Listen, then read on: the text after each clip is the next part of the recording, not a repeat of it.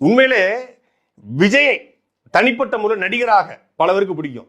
ஏன்னா அவருடைய படத்துல கத்திக்கு பிறகு நிறைய சமூகம் சார்ந்த காட்சிகள் வச்சாரு. நான்லாம் கத்திக்கு சில்லறை வச்சு சேர விட்டேன். அதுக்கப்புறம் பார்த்தா பைரவான் படம். அந்த படம் வந்து ஒரு மொக்க படம் தான். ஆனாலும் அந்த படத்துல ஒரு காட்சி வரும்.